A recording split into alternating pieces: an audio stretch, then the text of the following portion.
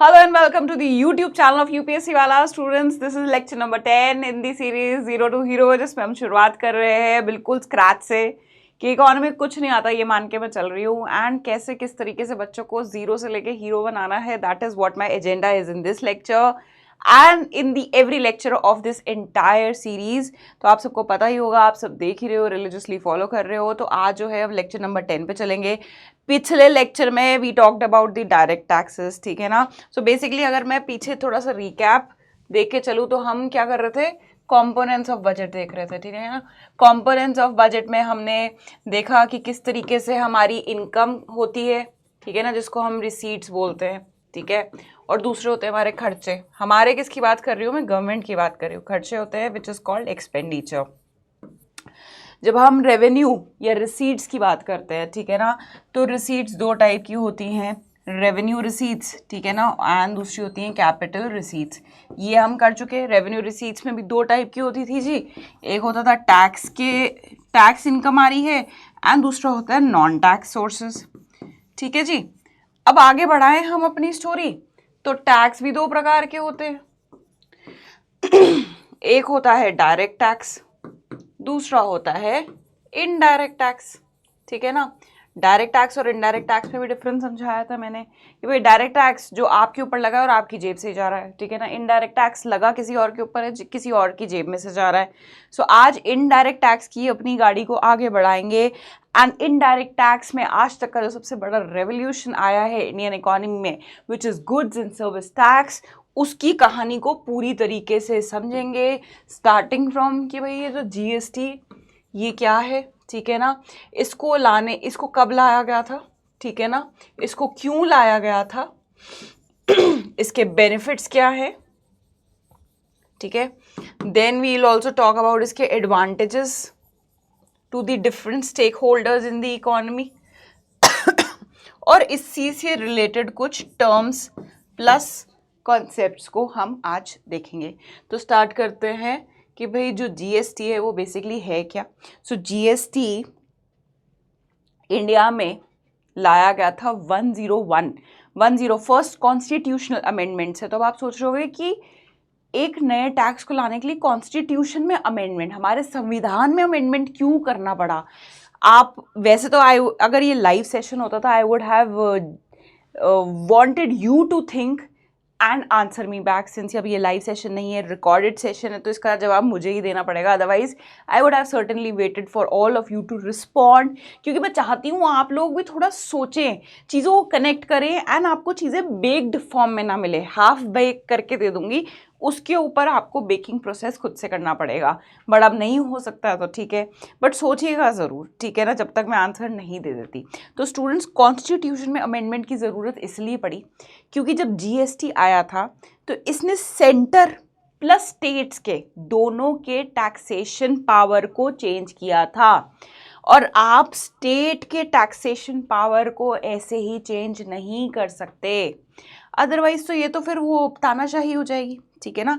तो centre and state के दोनों के टैक्सेशन पावर्स में हमारे कंट्री के फेडरल स्ट्रक्चर, किसके टैक्सेशन के स्ट्रक्चर में चेंज आ रहा था. That is why constitutional amendment लाना पड़ा. और कॉन्स्टिट्यूशनल अमेंडमेंट कौन से नंबर का भैया, कॉन्स्टिट्यूशन में आज तक कितनी बार अमेंडमेंट हुए हैं, जरा मुझे कमेंट बॉक्स में ज़रूर बताना, क्योंकि यहाँ से आपका एक पॉलिटी का छोटा सा नंबर रिवाइज हो जाएगा as to how many times the constitution of India has been amended, ठीक है ना. तो मान लीजिए आप लिखते हैं 120 times, 150 times, I do not know the correct answer. आप पॉलिटी पढ़ रहे हो तो आप ही जानते होगे, ठीक है ना. तो 101 जो अमेंडमेंट जब 101वीं बार चेंज किया था, तब वो क्यों चेंज किया गया था, क्योंकि भैया इंडिया में लागू करना था हमको जीएसटी. अब ये एप्लीकेबल, अच्छा वो जो अमेंडमेंट था पास हुआ था 2016 में, ठीक है जी. लेकिन एप्लीकेबल कब से उसको लागू किया गया, फ्रॉम 1 जुलाई 2017 जीएसटी को लाया गया. एंड बहुत सारे इनडायरेक्ट टैक्सेस को इसी में मर्ज कर दिया गया, कुछ को हटा दिया गया, कुछ को सब्स्यूम कर दिया गया, ठीक है ना। क्योंकि जीएसटी एक इनडायरेक्ट टैक्स है तो इसने इनडायरेक्ट टैक्सेस कोई जो डिफरेंट थे उसको अपने अंदर समेट लिया, अब्जॉर्ब कर लिया, जैसे मर्जी समझ लीजिए, ठीक है। So now with the amendment, उस टाइम जो अमेंडमेंट हुए थे तो कौन से आर्टिकल्स में चेंज आया था उस time? Article 246A, 269A and 279A। अच्छा, ये ए का क्या मतलब होता है? ये ए आप देख रहे होगे, what does this A stands for? A बेटा किसी भी अगर आर्टिकल के आगे लिखा है दैट मीन्स इस आर्टिकल में अमेंडमेंट हुआ है, this article. If it is written 279A, that means that particular article has been added to the constitution by amendment. वो ओरिजिनली नहीं था। अगर किसी आर्टिकल के नाम सामने लिखा है ए तो मतलब वो ओरिजिनली प्रेजेंट नहीं था जब कॉन्स्टिट्यूशन बना, it has been added by the amendment to the constitution, ठीक है जी। चलो, it is a destination based tax system which means that taxing authority of the place where the goods and services are consumed, ठीक है ना। So basically example से समझाती हूँ, ठीक है ना। साइकिल है, ठीक है, साइकिल बनी पुणे में, ठीक है जी। तो साइकिल यहाँ से बिकने के लिए गई मान लीजिए राजस्थान में, ठीक है। तो आपको क्या लगता है, जैसे मान लीजिए 10,000 रुपये की साइकिल है, इसके ऊपर टैक्स लगा होगा, ठीक है। इसके ऊपर कौन सी गवर्नमेंट टैक्स लेगी? राजस्थान की सरकार लेगी या ये पुणे मतलब जैसे महाराष्ट्र की सरकार लेगी? आपको क्या लगता है, क्या जवाब होना चाहिए इसका? अगर आपने पिछली स्लाइड पे ध्यान दिया होगा तो यहाँ पे लिखा है it is a destination based tax. Destination, और इस साइकिल की डेस्टिनेशन, इस साइकिल की मंजिल क्या है? इस साइकिल की मंजिल है राजस्थान की सरकार। तो जो टैक्स कलेक्शन होगा वो भी कौन सी सरकार करेगी? राजस्थान की सरकार करेगी, क्योंकि जो जीएसटी है it is a consumption based tax. क्या है GST? It is a consumption based tax. जहाँ पे चीज़ों का कंजम्पशन होगा, चाहे वो गुड्स हो या सर्विसेज हो, ठीक है ना, वहीं उसी राज्य की सरकार को जो टैक्स है मिलेगा, ठीक है। तो इस चीज़ की क्लैरिटी होनी बहुत ज़रूरी है। अब कौन से टैक्सेस हैं जो मर्ज कर दिए गए थे जीएसटी के अंडर? सेंट्रल एक्साइज ड्यूटी, ये क्या प्रोडक्शन पे लगता था। अगर इंडिया में किसी चीज़ का मैन्युफैक्चरिंग हो रहा है तो उसके ऊपर एक्साइज ड्यूटी लगती थी, additional excise duty. Service tax होता था, सर्विसेज प्रोवाइड कर रहे हो, वैल्यू एडेड टैक्स, ठीक है ना। आपने किसी चीज़ में वैल्यू ऐड करी, शुगर केन को कुछ प्रोसेसिंग करके उसका शुगर बना दिया, दूध लेके उसमें चीनी डाल के, रबड़ी डाल के उसकी कुल्फी बना दी, वैल्यू एडिशन जहाँ किया था उस पर क्या लगता था? Value added tax.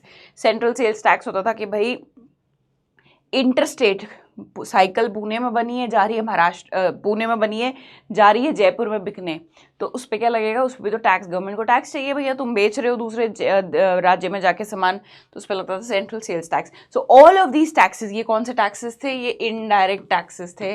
और अब जब जीएसटी आ गया तो ये सब बंद हो गए, एक ही टैक्स लगता है, one nation one tax which is GST. पहले, अब आपको लगा होगा क्यों? क्योंकि स्टूडेंट्स, सिंपल, अगर तुम्हारी भाषा में बात करूँ इतनी हौच-पौच हो जाती थी, समझ ही नहीं आता था कि इस टाइम सेंट्रल सेल्स टैक्स लगाएं कि वैल्यू एडेड टैक्स लगाएं कि कौन सा टैक्स लगाएं, ठीक है ना। प्लस ऑब्वियसली उससे कुछ चीज़ें महंगी भी हो जाती थी, जिसको कास्केडिंग इफेक्ट बोलते हैं, वो आगे आते हुए अभी चलते हुए हम पढ़ेंगे, ठीक है ना। इसलिए to simplify the tax structure in the country, जैसे हम डायरेक्ट टैक्स की बात कर रहे थे, भाई डायरेक्ट टैक्स में भी अब हमको सिंप्लीफिकेशन की ज़रूरत है। क्योंकि डायरेक्ट टैक्स बहुत पुराना है, ठीक है ना। 1961 में इनकम टैक्स एक्ट था भाई, उसके बाद तो कितने चेंजेस आ गए, कितनी नई टाइप की इनकम सोर्सेज आ गए, उनको किस तरीके से टैक्स करें, कौन सी कैटेगरी में टैक्स करें, तो वहाँ भी चेंजेस नहीं हुए। लेकिन हमारे इनडायरेक्ट टैक्सेशन में कंट्री में चेंजेस आ चुके हैं, दैट इज़ जीएसटी। और ये सारे टैक्सेस जो हैं इसमें अब जो मर्ज कर दिए गए हैं, ठीक है। ऑब्जेक्टिव्स क्या थे भाई, क्या सोच के जीएसटी को लाया गया? भाई सबसे पहले तो provide ease of filing to the clients and the companies and to the citizens. आज भी हमको, आज इवन दो गवर्नमेंट अब तो बहुत इम्प्रूव कर चुकी है with respect to filing of tax return, इतना ईजी बना चुकी है प्रोसेस, लेकिन फिर भी आज भी हम सीए की या अकाउंटेंट की सर्विसेज लेते ही लेते हैं। तो जब आप सोचो ये चेंजेस नहीं हुए थे तब कितना डिफिकल्ट होता होगा। तो अब आधे टाइम तो जो इनकम टैक्स भर रहा होता है, कोई सा भी टैक्स भर रहा होता है, वो इसी उसमें होता है कि पता नहीं मुझसे ज़्यादा टैक्स तो नहीं ले लिया, खुद तो नहीं टैक्स का हिस्सा रख रहे। तो ये जो क्लैरिटी, ट्रांसपेरेंसी होनी बहुत ज़रूरी थी, क्योंकि ट्रस्ट बिल्ड होना ज़रूरी है अपनी सरकार पे, और वो तभी बिल्ड होगा जब इस तरीके का टैक्स फाइलिंग प्रोसेस होगा जो कि सबके लिए सहूलियत वाला हो, सबको समझ आए, which will provide ease of filing to the citizens and the companies. बाहर से भी तो कंपनी आपके कंट्री में क्यों काम करने आएंगी जब उन्हें पता ही नहीं है, क्या एम्बिगुअस है, टैक्स स्ट्रक्चर नहीं समझ आता।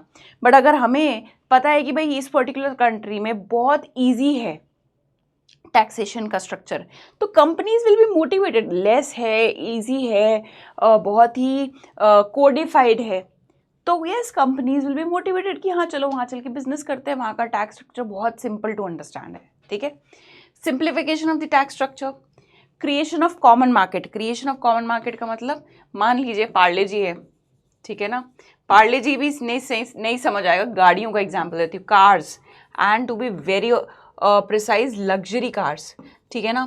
तो बिफोर जीएसटी एरा की बात कर रही हूँ, लग्जरी कार्स पे हर राज्य की सरकार अपने अपने तरीके से टैक्स रेट चार्ज करती थी। भाई मेरा राज्य मैं अपने हिसाब से चार्ज करूँगी, कोई राज्य लगाता था 28% से टैक्स, कोई बोलता था भैया 12% टैक्स, कोई बोलता था 40% टैक्स, ठीक है। अब इससे कहीं ना कहीं एक तो कंपटीशन भी क्रिएट हो रहा था, यूनिफॉर्मिटी नहीं है प्राइस में। आई डू नॉट नो कि मैं अपने स्टेट से खरीदूं या दूसरे। उस टाइम अगर कोई बच्चा नॉर्दर्न बेल्ट में रहता हो तो उन्हें पता होगा, उस टाइम गुड़गांव जो हरियाणा की सरकार है वो लग्जरी कार्स पे काफ़ी कम टैक्स लगाती थी, तो लोग क्या स्पेशली गुड़गांव आते थे खरीदने गाड़ियाँ, लग्जरी कार्स, क्योंकि उस पर टैक्स का काफ़ी डिफरेंस बैठ जाता था।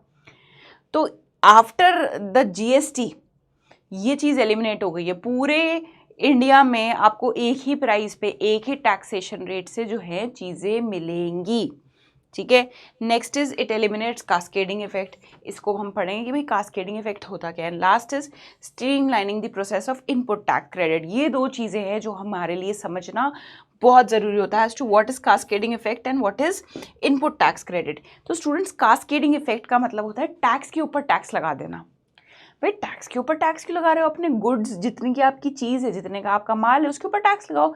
उसके ऊपर उसमें भैया आपने सामान बेचा, टैक्स लगा, फिर अब आप वो सामान किसी और को बिकने गया, तो आपको मेन जितना अमाउंट था उसके ऊपर लगाना चाहिए, या जो टैक्स के साथ जुड़ के प्राइस आया उस पर लगाना चाहिए, ठीक है ना।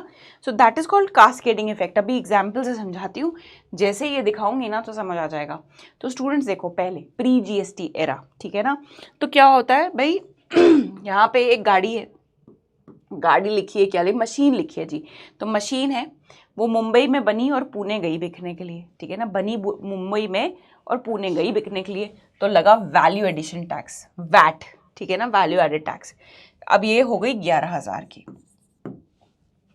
यही सेम मशीन पुणे से गई दिल्ली, ठीक है ना, यही सेम मशीन गई पुणे से गई दिल्ली। अब इसमें कुछ प्रॉफिट भी जुड़ा होगा, ठीक है ना, इसमें कुछ अब प्रॉफिट भी जुड़ा होगा। तो टोटल प्राइस पे 10% टैक्स लग गया। पूरे प्राइस पे 10% टैक्स लग गया। तो आपको नहीं लगता ये जो 25,000 का अमाउंट है, इसमें ये 1,000 रुपये जो यहाँ टैक्स के दिए थे वो भी इंक्लूडेड होंगे? ऑब्वियसली इंक्लूडेड होंगे, ठीक है ना। इस 2,500 रुपये में, क्योंकि 10% किसका लगा था, 10% लगा था 25,000 के ऊपर, इस 25,000 में ये 1,000 रुपये भी इंक्लूडेड है। This is what is tax on tax.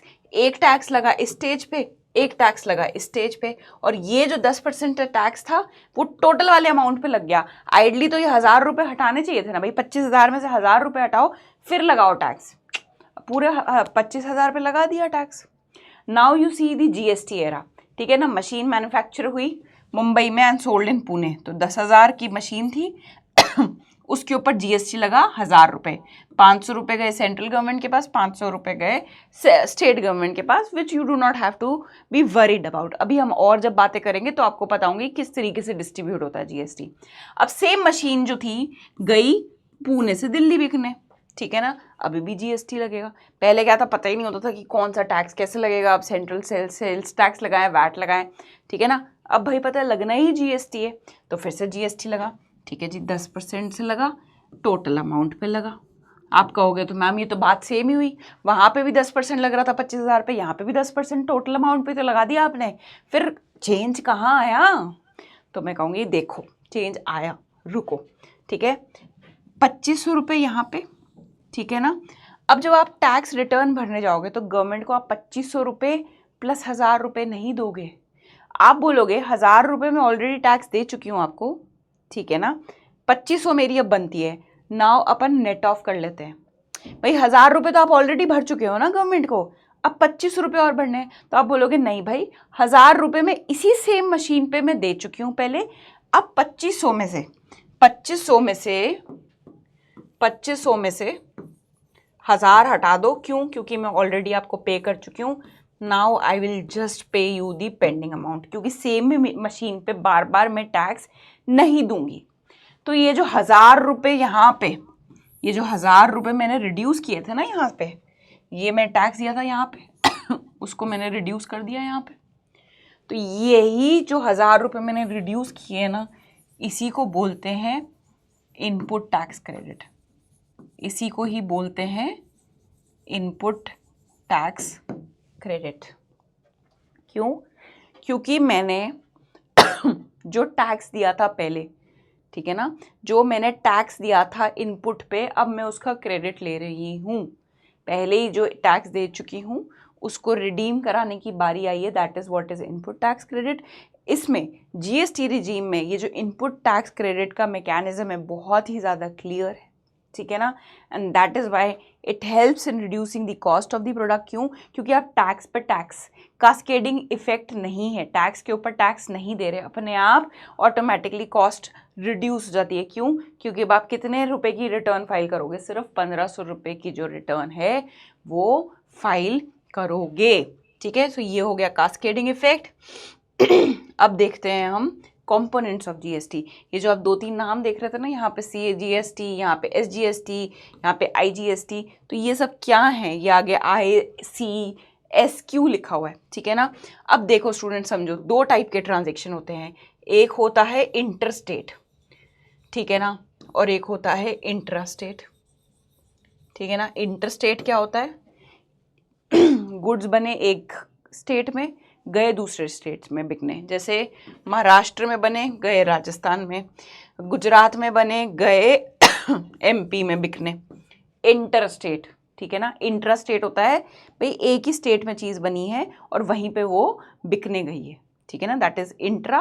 और इंटर हो गया across the border of the states, that is inter state sales. तो 2 सिचुएशन होती है।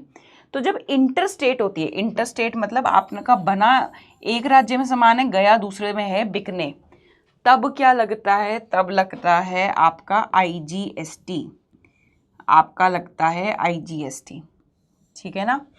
Integrated goods and service tax is levied by the central government. इसको Levi कौन करता है? इसका फुल फॉर्म क्या है? Integrated goods and service tax Levi करती है सेंट्रल गवर्नमेंट, ठीक है ना। इसको फिर वो डिवाइड कर देती है, कुछ हिस्सा इसमें अपने पास रख लेती है, कुछ हिस्सा स्टेट गवर्नमेंट को दे देती है। दूसरी सिचुएशन होती है इंट्रा स्टेट, मतलब एक ही स्टेट में, ठीक है ना। अब आप रहते हो दिल्ली में या आप रहते हो मान लीजिए जबलपुर में, ठीक है ना। आपने जबलपुर में जाके डोमिनोज पे पिज्ज़ा खाया, ठीक है ना, तो वो क्या हुई है? डोमिनोज है भी वहीं पे जबलपुर में, उसने वहाँ सेल भी आपको ही करी है, आप भी वहीं पे ही रहते हो, तो ये इंट्रा स्टेट सेल्स हुई। तो इंट्रा स्टेट में क्या होता है? मान लीजिए 200 रुपये का पिज्ज़ा है, इस पे 5% लगेगा CGST और 5% लगेगा SGST, समझे? 10% से टैक्स लगेगा बेटा जी, पिज्ज़ा खाना है तो, लेकिन वो 10% डिवाइडेड है, 5% सेंट्रल गवर्नमेंट के पास जाएगा हिस्सा और 5% जाएगा स्टेट गवर्नमेंट के पास। अब आप कहोगे मैम यूटीज़, यूनियन टेरिटरीज़ का क्या हिसाब किताब है, क्या करना है?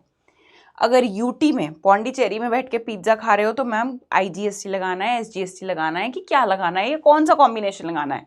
तो भाई अगर यूटी में ही बैठ के इंट्रा यूटी मतलब यूटी में ही पौंडीचेरी में ही सामान कंज्यूम कर रहे हो तो वहाँ पे क्या लगेगा SGST की जगह क्या लगेगा UTGST, वहाँ पे लगेगा UTGST और CGST इक्वल। तो जो 10% लग रहा है वहाँ पे डोमिनोज पे खा रहे हो तो 5% और 5%। यूटी से सामान बाहर बिकने जा रहा है मतलब यूटी पौंडीचेरी से सामान दिल्ली आ रहा है तो मतलब इंटर स्टेट हो गई, इंटर यूटी हो गई, तो क्या लगेगा सिर्फ तब लगेगा हमारा IGST। ये एक बार में हो सकता है थोड़ी सी कंफ्यूजन हो जाए वर्ड्स को सुनने में, तो वीडियो को फिर से पीछे से रिवाइंड कीजिएगा। जब नेक्स्ट टाइम सुनोगे तो एक बार में चीज़ें छप जाएंगी। अभी थोड़ी सी हो सकता है कंफ्यूजन भी लग रही होगी, बट इसको जब आराम से सोचोगे, अच्छा हाँ ठीक है भाई स्टेट में हो रही है तो स्टेट में सेंट्रल और स्टेट दोनों लेंगे गवर्नमेंट। जब इंटर स्टेट हो रही है तो भाई IGST नाम से आपके ऊपर लगा देंगे, फिर उसके बाद सेंट्रल गवर्नमेंट बांट लेगी, अपने पास रख लेगी कुछ हिस्सा स्टेट गवर्नमेंट को दे देगी। So these are the components of GST, CGST, SGST, IGST and UTGST। ठीक है जी, चलो आगे चलते हैं। हाँ, अब देख लेते हैं हम क्या क्या टैक्स रेट्स चल रहे हैं अंडर GST, ठीक है ना। सो बेसिकली ऐसा नहीं है कि हर स्टेट ने अपना अपना टैक्स स्ट्रक्चर, टैक्स स्लैब निकाला हुआ है, नहीं। Since it is one nation one tax, हमें एक कॉमन मार्केट क्रिएट करनी थी, हमें एम्बिग्विटी नहीं चाहिए थी, हमें एक कॉमन प्राइजेस चाहिए थे, तो इसलिए कॉमन रेट्स ही यूनिफॉर्म स्लैब चलता है पूरे कंट्री में, विच इज़ 0%, 5%, 12%, 18% एंड 28%, ठीक है ना। Student, zero rate of duty, ठीक है ना, ज़ीरो रेट ऑफ ड्यूटी और ड्यूटी फ्री प्रोडक्ट्स में डिफरेंस होता है। मतलब ज़ीरो रेट ऑफ ड्यूटी मतलब आपके ऊपर ड्यूटी तो लग रही है, आपके ऊपर tax, zero rate of tax मतलब आपके ऊपर टैक्स लग रहा है लेकिन 0% से लग रहा है। कल को हो सकता है ये आपका चेंज करके 0 से 10% भी कर दे, 2% कर दे। आप टैक्स कैटेगरी में तो आते हो लेकिन आप पे अभी 0% लग रहा है। टैक्स फ्री हो गए मतलब आपके ऊपर टैक्स लगेगा, जैसे पानी है उस पर टैक्स लगेगा ही नहीं, दैट इज नॉट 0% पे, that is tax free item, ठीक है ना। तो टैक्स फ्री चीज में और 0% टैक्स में कंफ्यूज मत हो जाना, दोनों अलग चीजें हैं। 0% टैक्स मतलब आप टैक्स कैटेगरी में आते हो बट अभी आपके ऊपर 0% से टैक्स लगा रहे हैं, मतलब that is nil rate. Okay, so 0% में यूजुअली कौन से आइटम्स आते हैं? लाइफ सेविंग ड्रग्स हो गए, आपके मोस्टली एग्रीकल्चरल प्रोड्यूस हो गया, ठीक है ना। हमारे यहाँ एग्रीकल्चर, आप कभी प्याज खरीदने जाते हो GST थोड़ी देते हो, GST थोड़ी देते हो, वहाँ पे जाके मूली खरीदने गए, प्याज खरीदने गए, GST।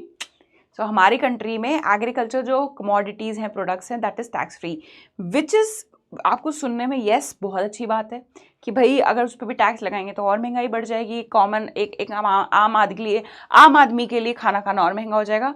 बट अगर आप गवर्नमेंट के पॉइंट ऑफ व्यू से देखो तो हमारी कंट्री में मेजॉरिटी लोग कहाँ पे काम कर रहे हैं?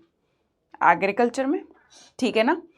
तो वहीं से टैक्स नहीं आ रहा है, मेरी इनकम का एक बहुत बड़ा सोर्स जो बन सकता था मैंने उसको 0% लगा रखा है उस पर टैक्स रेट। सोच के देखो, गवर्नमेंट के या कंपनी के पर्सपेक्टिव से सोचो ना, आपको पता है कि भाई ये मेरी सबसे हॉट सेलिंग आइटम है, ठीक है ना। आपकी कोई कंपनी है और आप मान लीजिए क्या बेचते हो, मान लो डोमिनो, आप कोई पिज्ज़ा चेन है आपकी, ठीक है ना। तो अब आपको पता है कि भाई मेरा ये पर्टिकुलर कैटेगरी ऑफ पिज़्ज़ा बहुत ज़्यादा बिकता है, ठीक है ना, मतलब बहुत ज़्यादा ही इसकी डिमांड है, तो आप टैक्स कलेक्ट कर सकते हो ना उससे, राइट। बट आप नहीं कर रहे कि उस पर 0% टैक्स है। तो आप सोच रहे हो आपको कितना ज़्यादा रेवेन्यू का लॉस हो रहा है। यूजुअली भाई कंपनी के लिए, डू नॉट थिंक कि मैम ने बोला था कंपनी हो और कंपनी को टैक्स कलेक्ट हो रहा है तो उसके लिए रेवेन्यू है। Take it from the perspective of government, तो गवर्नमेंट के लिए तो yes tax is a source of income, it is not a source of income from a company, for a company. क्यों? क्योंकि वो तो आपके बिहाफ पे टैक्स कलेक्ट कर रही है और सीधा किसको दे रही है? सरकार को दे रही है आपके बिहाफ पे। पढ़ा था ना इनडायरेक्ट टैक्स क्या होता है, राइट। सो 0% टैक्स, 5% में जैसे ब्रांडेड सीरियल्स, एडिबल ऑयल। 28% की अगर बात करें तो सीमेंट, ऑटो पार्ट्स, टोबैको। क्यों इतनी ज़्यादा, क्यों इतना ज़्यादा टैक्स रेट? आपने देखा होगा tobacco, aerated drinks, auto parts, AC, these are luxury items. इसमें से कुछ आइटम्स ऐसी हैं which causes harm to the health, which are injurious to health, और they cause harm to the environment. तो गवर्नमेंट कहती है कि भैया ऐसी चीज़ें यूज़ करनी है तो टैक्स भी ज़्यादा देना पड़ेगा है। अगर इतनी वो है जिद्दी बन कि भाई करना ही है यूज़, तो दो ना फिर टैक्स, फिर प्रॉब्लम कहाँ आ रही है। ACs, tobaccos, all of these items are taxed under 28% category, ठीक है। So these are the 5 tax rates which are present under GST। एक सेमी प्रेशियस स्टोन्स पे है, that is 0.3%, ठीक है ना। सेमी प्रेशियस स्टोन्स पे 0.3% से भी लगता है, एंड गोल्ड पे लगता है 3%। गोल्ड पे ये जरूरी है पता होना भैया, gold is very important, gold is very important. Sorry, semi precious इन दोनों, yes 3%, yes it is gold, I am right. मुझे थोड़ी कन्फ्यूजन हो गई थी, इज इट 0.3 और इज इट 3? नहीं, gold plus semi precious stone दोनों पे ही क्या है, इट इज़ 3%, ठीक है जी। चलो next is input tax credit, जिसको हमने देखा कि क्या होता है इनपुट टैक्स क्रेडिट। जो यहाँ पे ये चीज़ हमने देखी थी कि यहाँ पे जो हम माइनस का हमारी जो फाइनल टैक्स लाइबिलिटी बन रही है, जो फाइनल टैक्स का अमाउंट बन रहा है टुवर्ड्स द गवर्नमेंट, उसमें से हम जो रिड्यूस कर रहे हैं अमाउंट टैक्स का जो ऑलरेडी हम पे कर चुके हैं, that is what is input tax credit, ठीक है ना। चलिए, अब क्या हुआ था जी, क्योंकि गुड्स एंड सर्विस टैक्स एक बहुत ही बड़ा रेवोल्यूशन था कंट्री के लिए, तो इसको इम्प्लीमेंट कराने के लिए एक एजेंसी बनाना भी ज़रूरी था, एक बॉडी का संगठन करना भी जरूरी था। इसीलिए जो कॉन्स्टिट्यूशन में अमेंडमेंट हुआ था, तो एक नई कॉन्स्टिट्यूशनल बॉडी का फॉर्मेशन हुआ था अंडर आर्टिकल 279A। तो अंडर आर्टिकल 279 में कोई ऐसी बॉडी का वर्णन नहीं था, मेंशन नहीं था, अमेंडमेंट से आर्टिकल 279A डाला गया, उसमें एक नई कॉन्स्टिट्यूशनल बॉडी का फॉर्मेशन किया गया जिसका नाम है goods and service tax council, एक काउंसिल बनाया गया।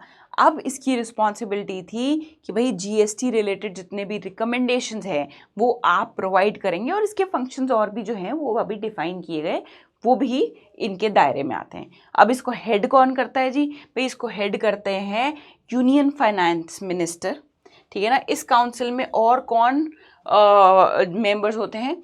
हर स्टेट में जो मिनिस्टर होता है रेवेन्यू का, so every state has its own minister for revenue minister, वो भी इसका पार्ट होते हैं, as well as the state minister in charge of finance and taxation, जो हर स्टेट का फाइनेंस या टैक्सेशन मिनिस्टर, ठीक है ना। तो भाई बीच में से तो कौन आएगा? आपके फाइनेंस मिनिस्टर। और स्टेट्स में से कौन आएंगे? वहाँ के रेवेन्यू मिनिस्टर एंड वहाँ के finance ministers, they all will comprise and be the member of the goods and service tax council. अब देखें भैया इसके फंक्शंस क्या क्या हैं, क्या क्या चीज़ों पे they can take the decision. तो फर्स्ट थिंग इज कौन से टैक्सेस है जिनको आप सब्ज्यूम करना है under GST, things that will remain outside the ambit of GST, जैसे क्रूड ऑयल पे क्या लगता है? वैट लगता है। अभी भी लिकर जो होती है, शराब होती है, उसके ऊपर भी जीएसटी नहीं लगता है, उसके ऊपर भी वैट लगता है। तो आप कहोगे मैम वैट तो बंद हो गया था। स्टूडेंट्स, वैट ऑलमोस्ट हमारी कंट्री में से हम उसको ख़त्म कर चुके हैं, except on few items which is crude oil, which is liquor, जिस पे जो वैट कलेक्ट होता है वो पर्टिकुलर स्टेट को, भाई जिस स्टेट में कलेक्ट हो रहा है उसी स्टेट की सरकार को जाता है वैट, ठीक है ना। तो कुछ चीज़ें, तो कौन सी चीज़ें रखनी है जीएसटी में, कौन सी चीज़ें जीएसटी के परव्यू से बाहर होंगी, वो भी कौन डिसाइड करेगा जी? ये जीएसटी काउंसिल। ये डिफरेंट रेट्स ऑफ जीएसटी, ठीक है ना। They will also help in dispute settlement of union and states. भाई आपस में स्टेट्स लड़ रही हैं, यूनियन टेरिटरी नहीं कह रही हूँ, राज्य सरकार, जो केंद्र सरकार में अगर कोई लड़ाई हो रही है जीएसटी को लेके कि नहीं ये तो मेरा हिस्सा है या तो तेरा हिस्सा है, उसको भी कौन सुलझाएगा? उसको भी जीएसटी काउंसिल ही सुलझाएगा। And framing rules for the protection of special category states. क्यों? क्योंकि अचानक से जब जीएसटी आया था तो जो स्टेट्स थी उन्होंने बहुत हल्ला मचाया कि हमारा सोर्स ऑफ रेवेन्यू, भाई पहले तो हम शांति से वैट कलेक्ट करते थे। अब अचानक से आपने हमारी जो टैक्सेशन पावर है उसको ऑल्टर कर दिया, उसको चेंज कर दिया। अब आप कह रहे हो भैया जीएसटी का हिस्सा है, हम आपको दिया करेंगे, सेंट्रल गवर्नमेंट देगी कुछ हिस्सा। तो भाई उन्होंने बहुत तो हल्ला तो होना ही था भाई, ठीक है ना। अचानक से आपकी कोई इनकम का सोर्स बंद कर दे, ठीक है ना। So framing rules for the protection of जो स्पेशल कैटेगरी स्टेट्स होती है, जैसे झारखंड हो गई, जो आपकी ईस्टर्न स्टेट्स हो गई, ठीक है ना, जो अभी फिर भी पिछड़ी हुई हैं दूसरे स्टेट से, उतनी डेवलपमेंट नहीं पहुंची हैं, तो इनके प्रोटेक्शन के लिए कोई स्पेशल प्रोविजंस बनाना भी किसकी रिस्पॉन्सिबिलिटी है? जीएसटी काउंसिल की ही रिस्पॉन्सिबिलिटी है, ठीक है जी। चलो जी, अब बेनिफिट्स क्या है जीएसटी, अगर जीएसटी लेके आए हैं तो उसके क्या बेनिफिट्स हैं? तो डिफरेंट स्टेक होल्डर्स होते हैं एक कंट्री में, वहाँ के आम देश के नागरिक भी होते हैं, फिर वहाँ पे बिजनेस जो होते हैं, वहाँ की सरकार को क्या फ़ायदा है। तो अगर बिजनेस के पर्सपेक्टिव से देखें तो भाई फ़ायदा है। क्या फ़ायदा है भैया? इंडायरेक्ट हमारे सबसे पहले तो सिंप्लीफिकेशन हुई है चीज़ों की। जो हौच पौच होती थी, ट्रांसपेरेंसी नहीं थी, हमें लगता था सरकार हमें लूट रही है, सरकार को लगता था हम सरकार को लूट रहे हैं। तो अब ये चीज़ें काफ़ी ज़्यादा स्ट्रीमलाइन हो गई हैं, ट्रांसपेरेंसी आ गई है, ठीक है ना। अब इससे क्या बाहर की कंपनीज भी मोटिवेट होती है कि भैया इंडिया चल के बिजनेस करते हैं, क्योंकि वहाँ का टैक्सेशन स्ट्रक्चर बहुत ही सिंप्लीफाइड है एंड ट्रांसपेरेंट है। गवर्नमेंट के लिए भी भैया टैक्स बेस इंक्रीज हुआ है। पहले कुछ कंपनीज तो टैक्स पे ही नहीं करती थी। टैक्स बेस होता है भाई मतलब कि आपकी पॉपुलेशन, जो आपकी जनता है टोटल, उसमें से कितने प्रतिशत लोग आपको टैक्स देते हैं, that is what is tax base. तो हमारी कंट्री में जो टैक्स बेस था वो काफ़ी लो था, बहुत लोग टैक्स देते ही नहीं थे। कभी कोई फॉल्स डॉक्यूमेंट्स दे देता था, कभी कोई जो टैक्सेशन सिस्टम में लूप होल्स थे उसका फ़ायदा उठा लेता था, कभी कोई बोलते थे भैया हमने तो एग्जेम्पशन ले ली, हमारी तो कंपनी जो हम सामान बेच रहे हैं वो जीएसटी मतलब उस पर तो टैक्स लगता ही नहीं है। तो ये सारी चीज़ें जीएसटी आने से क्लियर हो गई कि भाई इन चीज़ों पे टैक्स लगेगा, इतने प्रतिशत से लगेगा और तुमको देना तो पड़ेगा भाई, सीधी बात है। तो गवर्नमेंट के लिए भी जो सोर्स ऑफ इनकम इंक्रीज हुआ, जीएसटी का कलेक्शन इंक्रीज हुआ।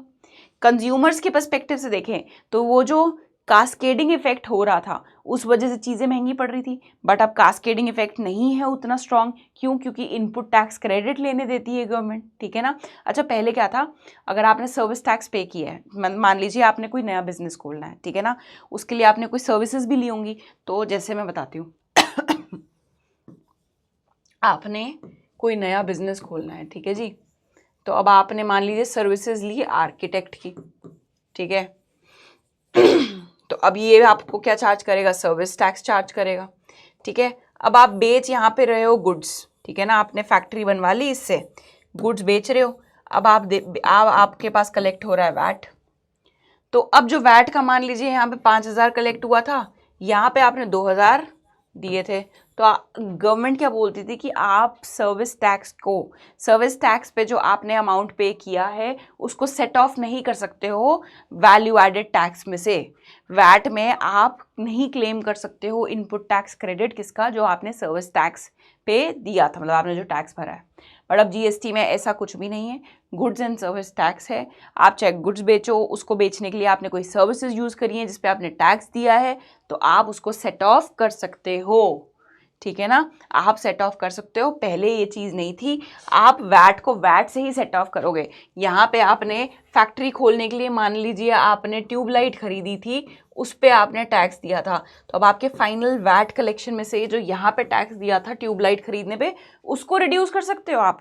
पर आप जो आर्किटेक्ट की सर्विसेज ली थी और फिर आर्किटेक्ट ने आपके ऊपर जो है सर्विस टैक्स ठोका था, वो आप नहीं सेट ऑफ कर सकते हो। तो ये तो अब क्या हो रहा था, चीज़ें महंगी पड़ती थी, बट अब आप सेट ऑफ कर सकते हो, तो जो चीज़ों की कॉस्ट है वो ड्रास्टिकली नीचे आई है, ठीक है ना। लोगों ने बल्कि शुरू में एलिगेशन लगाया, नहीं भाई चीज़ें महंगी हो गई है, नहीं, but now people have started realising the benefits of introduction of GST in the country, ठीक है।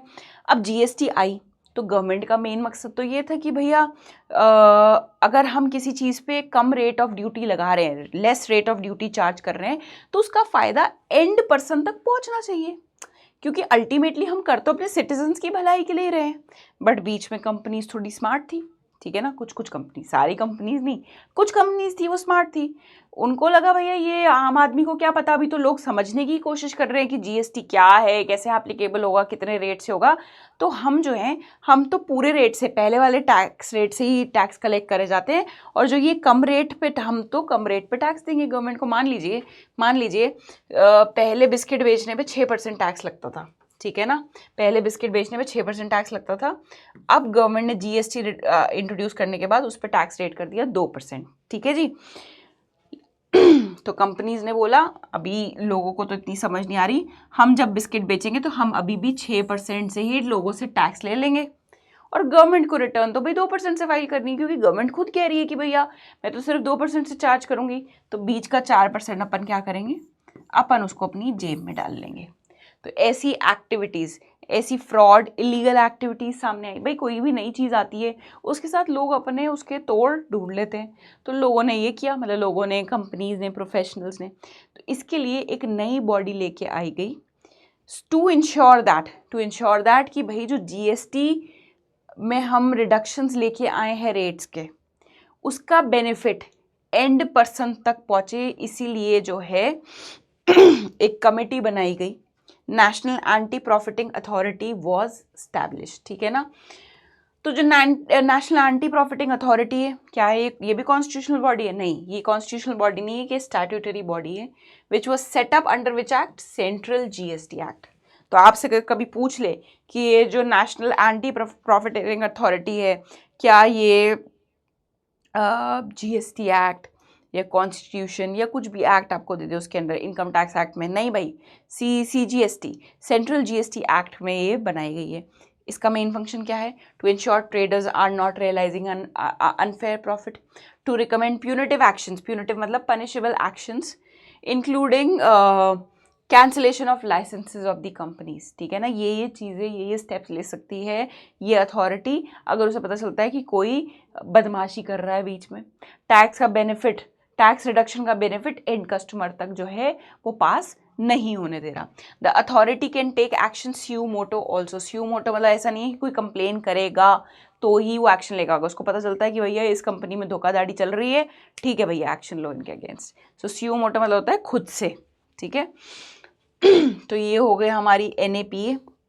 Next thing is GST network, ठीक है ना। तो स्टूडेंट्स जब जीएसटी आया तो नया इंटरफेस बना होगा, ठीक है ना। पहले तो दूसरा वैट का होता था, वैट फाइलिंग के लिए फॉर्म होता था, फिर सेंट्रल सेल्स टैक्स के लिए फॉर्म होता था, एक्साइज ड्यूटी के लिए होता था, फिर अब भाई जीएसटी आया तो उसका नया मैकेनिज्म होगा, नया सिस्टम होगा, राइट। तो इसके लिए, इसी के लिए एक जो ये पूरा नेटवर्क, जो पूरा सिस्टम क्रिएट करा गया, technological system, that is called GST network, ठीक है ना। अब जीएसटी नेटवर्क है क्या?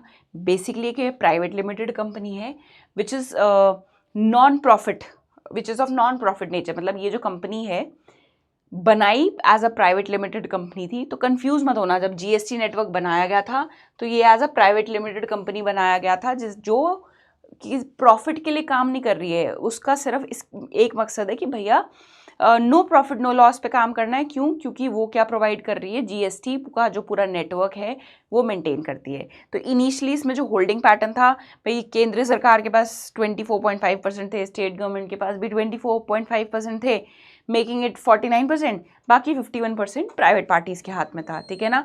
बट गवर्नमेंट ने रिसेंटली चेंज कर दिया है इसका ओनरशिप स्ट्रक्चर। अब सारे के सारे स्टेक्स जो हैं, सारी के सारे जो शेयर्स हैं, वो किसके हाथ में चले गए हैं? It is in the hands of the government. So now GST network is a government owned entity.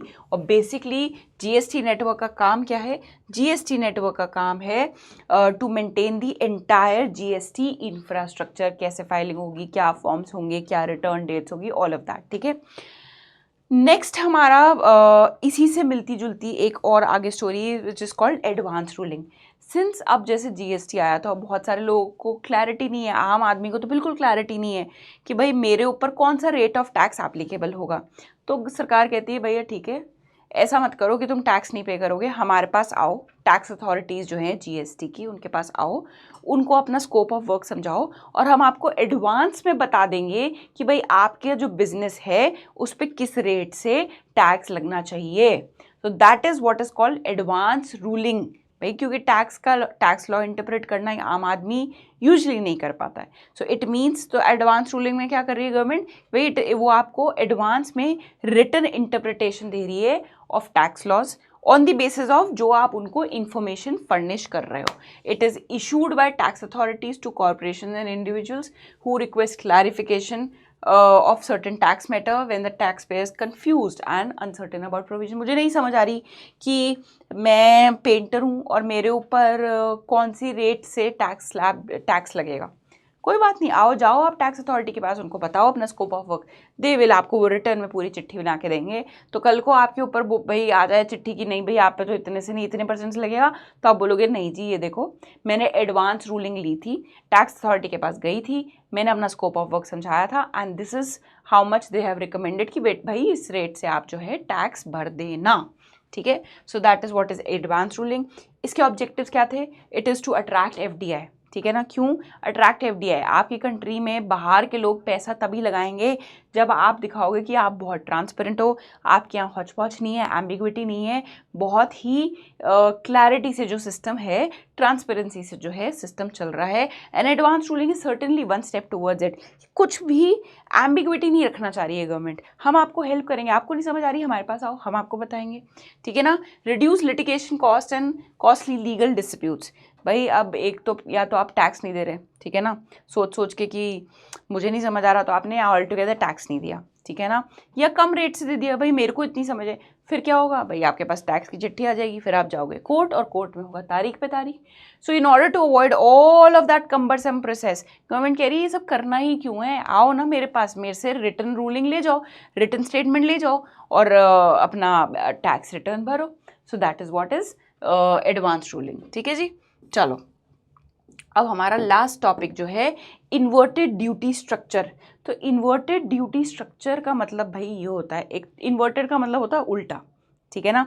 तो इन्वर्टेड ड्यूटी स्ट्रक्चर ये कहता है कि भाई किसी भी चीज़ को बनाने के लिए रॉ मटेरियल चाहिए. जैसे कपड़ा बनाने के लिए हमें कॉटन चाहिए, हमें सिंथेटिक जो भी चीज़ का बनाना है, हमें कोई चीज़ सिल्क से बनती है, कोई कपड़ा कॉटन से बनता है, कोई सिंथेटिक से बनता है, ठीक है ना. तो इन्वर्टेड ड्यूटी स्ट्रक्चर क्या कहता हो किस सिनेरियो में ये होता है कि भाई आपका रॉ मटेरियल जो आप यूज़ कर रहे हो प्रोडक्ट बनाने के लिए, रॉ मटेरियल मान लीजिए मैं कपड़ा बनाने के लिए मैं टी शर्ट बनाती हूँ, या ठीक है ना, मैं टी शर्ट्स बनाती हूँ. अब ये टी शर्ट्स बनाने के लिए चाहिए कॉटन, ठीक है. तो ये कॉटन के ऊपर तो जो है टैक्स लग रहा है 15% से, वेयर एज जब वो कॉटन कन्वर्ट होके टी शर्ट बन जाती है उसके ऊपर टैक्स लग रहा है 8% से. तो आप कहोगे भाई ये क्या हो रहा है, ये क्या मजाक हुआ मेरे साथ. तो यही फिनोमेना जो होता है, यही कॉन्सेप्ट होता है, इसको इन्वर्टेड ड्यूटी स्ट्रक्चर बोलते हैं. भाई इन्वर्टेड है, भाई रॉ मटेरियल महंगा है, फाइनल प्रोडक्ट सस्ता है, ठीक है ना. दूध महंगा है लेकिन आइसक्रीम सस्ती है. तो आप कहोगे यार मैम ये कैसे हुआ, या तो दूध ही महंगा होता, दूध के ऊपर ही टैक्स बहुत ज़्यादा था, दूध के ऊपर टैक्स बहुत ज़्यादा है लेकिन उसी दूध से बनी जब मैं कुल्फ़ी खा रहा हूँ तो उस पर कम टैक्स रेट है. सो दैट इज ऐसी सिचुएशन जो होती है उसको हम इन्वर्टेड ड्यूटी स्ट्रक्चर बोलते हैं. एंड इसका काफ़ी क्रिटिसिज्म भी हुआ था बीच में, क्योंकि इंडिया में जो ये एपरल्स बनाने के लिए मैन मेड फाइबर लगता है, फाइबर होता है इंसान द्वारा बनाया, ठीक है ना, मैन मेड फाइबर के ऊपर जो टैक्स था वो बहुत महंगा पड़ रहा था, टैक्स रेट बहुत महंगा पड़ रहा था. फिर गवर्नमेंट कहती है हम चाहते हैं कि आप बाहर से जो इंपोर्ट मत करो चीज़ें, यहीं पे बनाओ, ठीक है ना. मैन मेड फाइबर क्या करते थे, हम चाइना से मंगाते थे और इंपोर्ट करके फिर उससे यहाँ पे कपड़ा बना के बेचते थे. अब गवर्नमेंट क्या करे, रोके कैसे, ठीक है ना, रोक भी नहीं सकते हम. क्यों? क्योंकि हमने ग्लोबल वर्ल्ड में एग्रीमेंट्स किए हैं डिफरेंट कंट्रीज से कि हम आपका सामान आने जाने में रोकेंगे नहीं. तो हम क्या करेंगे, उस पर टैक्स रेट इंक्रीज़ कर देंगे ताकि यहाँ के जो इम्पोर्टर्स हैं उनको महंगा पड़े वो चीज़. अब जैसे वो महंगी पड़ेगी तो उसको वो मंगवाना कम कर देंगे और सोचेंगे कि हम किस तरीके से इसी प्रोडक्ट को यहाँ पे बना सकते हैं. तो गवर्नमेंट ये तर्क देती है कि भाई इन चीज़ों का डोमेस्टिक मैन्युफैक्चरिंग हो, इसलिए भाई हम इस पे टैक्स रेट ज़्यादा लगा रहे हैं, ठीक है ना. बट इससे अगर हम इसी कॉन्सेप्ट को प्रोड्यूसर के पॉइंट, अब आप खुद सोचो, आप टी शर्ट बनाते हो, आप खुद ही सोचो आपको कितना बुरा लगेगा कि एक तो मैं यहाँ पे फैक्ट्री डालना चाहती हूँ कपड़ों की, नई बिजनेस स्टार्ट करना चाहती हूँ, पर रॉ मटेरियल कितना महंगा है, तो मैं ऐसा करती हूँ छोड़ो, I will look for a job only, I will not maybe start a job, मतलब I will not start a business. तो इससे जो ये बिजनेस इंस्टिंक्ट्स हैं, एंटरप्रेन्योरशिप स्किल्स हैं, इसको कहीं ना कहीं काफ़ी नुकसान हुआ है। And every country would want कि उसकी कंट्री में, एवरी गवर्नमेंट वुड वांट कि उसकी कंट्री में एंटरप्रेन्योरशिप बढ़े। क्यों? क्योंकि जैसे ही आप कोई बिजनेस खोलते हो तो आपके बिजनेस खोलने से 2-3 और लोगों को भी, एंड हो सकता है अगर आप भाई चमक जाओ तो कितने ही हज़ार लोगों को नौकरी मिलती है। बट इससे क्या हो रहा था, ये जो एंटरप्रेन्योरशिप स्किल्स हैं, एंटरप्रेन्योरशिप इंस्टिंक्ट्स हैं, वो कहीं ना कहीं किल हो रहे थे। So that was the concept of inverted duty structure. So basically raw material पे ज़्यादा टैक्स लग रहा है as compared to the final product, that is what is called as inverted duty structure. ठीक है जी, तो ये हमारा लास्ट कॉन्सेप्ट था विद रिस्पेक्ट टू जीएसटी। इससे रिलेटेड क्वेश्चन जो है जीएसटी से रिलेटेड आया हुआ है इन 2017, जो 2017 में जीएसटी आया उसी साल जो यूपीएससी है उसने पकड़ के आपसे क्वेश्चन पूछ लिया। ठीक है ना, सो that is what is the importance of the current themes. क्या मेजर थीम्स चल रही हैं करंट में, एक एक करंट अफेयर इंपॉर्टेंट नहीं होता, मेजर थीम इंपॉर्टेंट होती है। तो उसी के ऊपर क्वेश्चन आ गया जो अब आपको सॉल्व करना है, जो मैं नेक्स्ट क्लास के स्टार्टिंग में आपके साथ डिस्कस करने वाली हूँ। तो हमारी नेक्स्ट क्लास, बेसिकली हमने अब डायरेक्ट टैक्स भी कर लिया और इनडायरेक्ट टैक्स भी कर लिया। हमारी नेक्स्ट क्लास में हम डिस्कस करेंगे about types of budgets and types of deficits. तब तक इस क्लास को अच्छे से पढ़िए, हो सके तो एक बार 1.75 पे इसको फिर से रिवाइज भी कर लीजिएगा। See you then in the next class, all the best and God bless you.